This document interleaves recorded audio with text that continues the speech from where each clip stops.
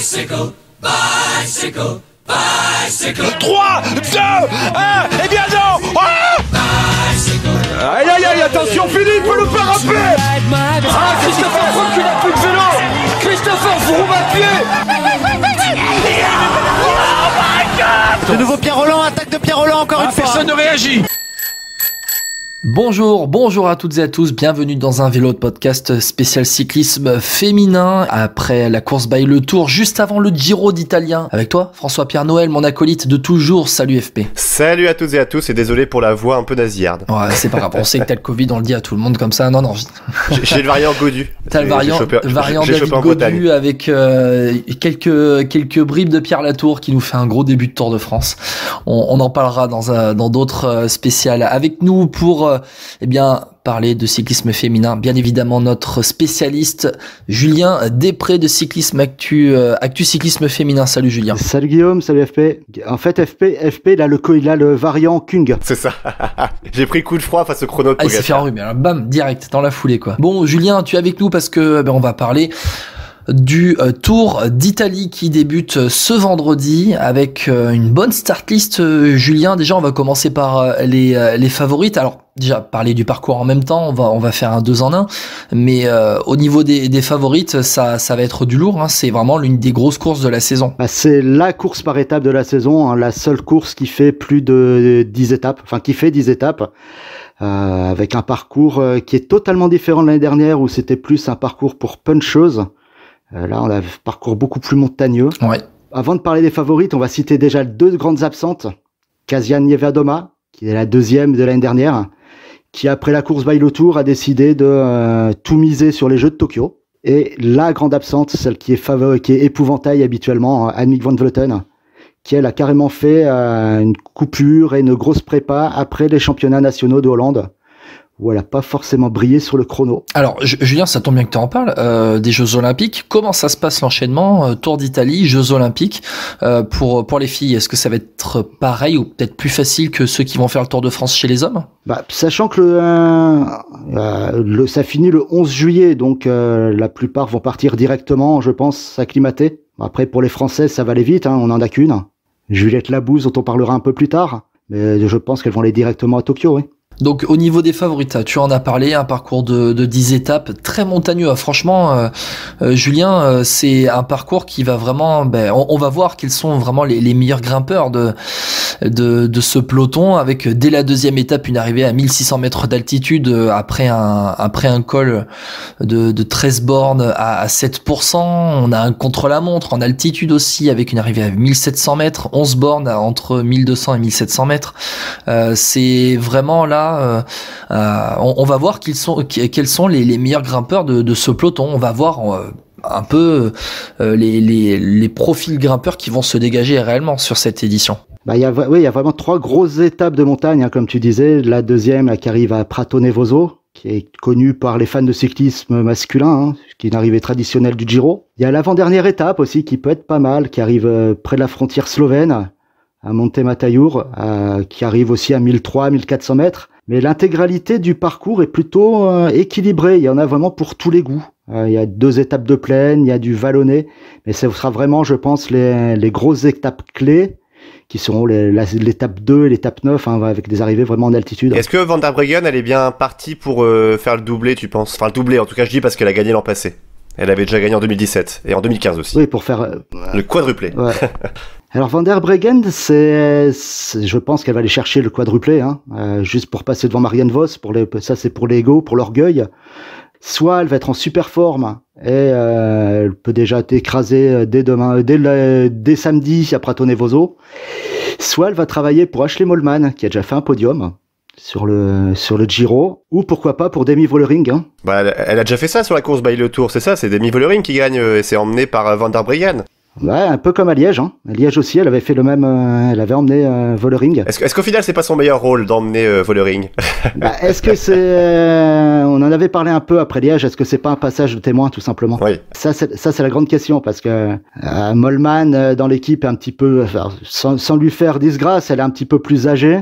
Et après, il y a Fisher Black qui peut aussi tirer son épingle du jeu. Hein. Elle est jeune, mais elle a déjà de l'expérience. Demi Vollering, on rappelle, c'est une néerlandaise de 24 ans qui fait une saison exceptionnelle, quoi, en fait. Quand tu regardes un peu ce qu'elle a fait, c'est deuxième à l'Amstel, c'est premier à Liège. Elle vient gagner la course by le Tour, hein, tout simplement. Aussi, voilà, exactement. C'est assez impressionnant quand même. Enfin, c'est vraiment, comme tu dis, une transition plutôt bien faite de la SD Works. Ah ben, et le recrutement qui arrive est fait aussi pour une transition solide et sur la durée. Faut pas oublier qu'ils ont fait signer Kata Blankavas, la cyclo-crossman, qui a fait un doublé au championnat national de Hongrie, chrono et course en ligne. Et ils ont fait signer aussi une spécialiste belge, la championne belge chrono route, Lotte Kopecky. Donc, à mon avis, SD Works aussi prépare l'avenir. Et alors, est-ce que la favorite de cette édition serait pas, au vu de la forme du moment, je parle, et au niveau des références, et au niveau du parcours aussi, Cécile Uttrup-Ludwig de la FDJ? Parce que je dis ça, quand on voit son niveau en ce moment, et par rapport au parcours, ça peut lui convenir, quoi. Ça peut lui convenir, parce que Cécilie roule bien. Bonne référence en chrono. Sachant que le chrono, ça sera vraiment pour les grimpeurs. Hein. Ah ouais, et elle grimpe bien surtout. Puis elle finit 4 l'année dernière, donc elle a aussi peut-être cette envie de revanche de au moins monter sur la boîte, quoi. Après, et Julien, il faut quand même se dire aussi que Cécile Uttrup-Ludwig, c'est la jeunesse quand même. Elle n'a que 25 ans. Tu sens bien que Stéphane Delcourt, il a les dents qui rayent le parquet en ce moment avec le Tour de France qui arrive l'année prochaine. C'est un peu la grande répétition avant le Tour de France. Elle a de très bons résultats cette saison avec une 6e place. Une 6e place sur la seule course par étape qu'elle a disputée au Tour de Burgos. Là, c'était au mois de mai, en gagnant une étape en plus. Et Guillaume, j'ajouterais juste aussi par rapport à l'équipe. Alors, à l'heure où on se parle, on n'a pas encore l'équipe officielle de la FDJ, mais on sait déjà qu'il y aura Evita Music, Maëlle Grosstedt et Marta Cavalli. Rien que ça pour emmener Cécilie Uttrup-Ludwig. Je sais pas ce que t'en penses, Julien, mais en termes d'équipe, c'est aussi une des plus fortes, la FDJ. En montagne, oui. Et attention sur la plaine où Maëlle peut vraiment emmener le peloton bien protégé. Ça va être un peu son rôle, je pense. Ça roule, hein. Maëlle Grosstedt quand ça envoie là. Il y a des watts, hein. Ah ouais. Et pourquoi pas Marta sur des étapes comme l'étape d'Ovada qui est un petit peu bosselée, qui est bien puncheuse aussi. Donc pourquoi pas. Il faut pas oublier que Marta elle fait top 15 l'année dernière aussi sur le Giro. Hein. Et Evita Music remporte une étape en plus. Et termine 10e. Et termine 10e. On en parlera aussi des Françaises dans quelques instants. Et Julien, j'aimerais savoir ce que tu en penses sur Elisa Longo-Borghini, parce que l'an passé, elle fait 3e, si je dis pas de bêtises.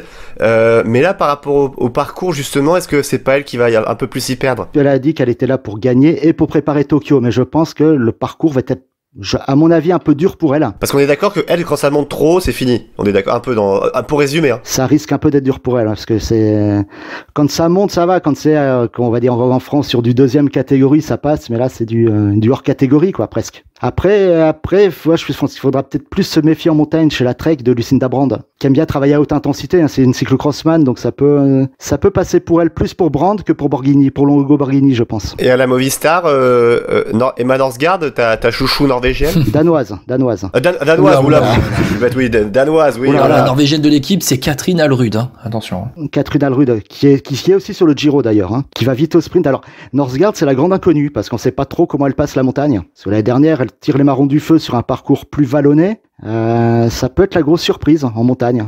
J'attends de voir. Juste Marianne Vos qui fait. C'est vrai qu'on n'en parle pas depuis tout à l'heure. Une bonne course. On n'en parle pas depuis tout à l'heure, mais elle fait 3e de la course by le Tour.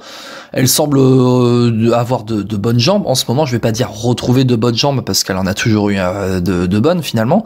Elle a pas fait de course par étape cette saison. Hein, attention, hein, on le dit. Elle a pas fait de course par étape, mais elle est toujours là. Son pire résultat, c'est 12e sur le Tour des Flandres, 11e sur la Flèche Wallonne. Sinon, c'est toujours top 8 minimum. Et puis elle est toujours là quand on l'attend pas. C'est ça qui est redoutable avec Marianne Vos, c'est que elle arrive toujours à s'en sortir. Jumbo-Visma en plus, une équipe Jumbo-Visma Women autour d'elle pour l'entourer. Qui est faite que pour elle. Hein. Quand tu regardes, ils ont pas emmené de sprinteuses à part peut-être Swinkles, qui devrait tirer son épingle du jeu, mais face à la concurrence des sprinteuses, ça peut être dur. Hein. Faut pas oublier qu'il y a déjà Norsgaard et il y a Vibes qui est là pour les sprints. Donc ça peut être pas mal. Hein. Ça peut être pas mal pour Vos d'avoir une équipe autour d'elle. Bon, pour conclure ce chapitre sur les favorites de ce Giro d'Italia, tu vois qui? Alors, j'ai une favorite qui avance aussi souvent cachée. On l'a pas vu beaucoup cette année. C'est Amanda Spratt. Ah, la Team Bike Exchange. Ouais, qui d'habitude sur le Giro travaillait pour Van Vleuten. Là, l'équipe est construite autour d'elle. Je suis curieux de la voir. Et avec en leader de rechange l'Espagnol Sant-Esteban, hein, qui peut être pas mal aussi là-dedans. Et Grace Brown? Grace Brown, ça peut passer sur les étapes vallonnées.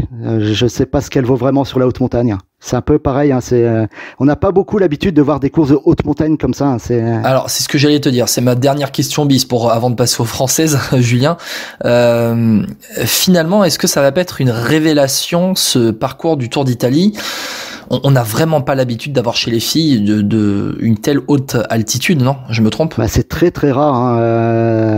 Il y a que sur le Giro, il me semble, où ça monte aussi haut. La course by le Tour, il y a quelques années, c'est arrivé au sommet d'un col. Au de l'Isoard. À l'Isoard, exactement. L'année où c'était en 2 étapes, là, un peu la due à la biathlon. Course remportée d'ailleurs par Van Vleuten, hein, donc alors, c'est quelque chose que j'ai remarqué cette saison, qu'on est plusieurs à avoir remarqué. Dès que Van Vleuten n'est pas là, les courses sont déjà beaucoup plus débridées.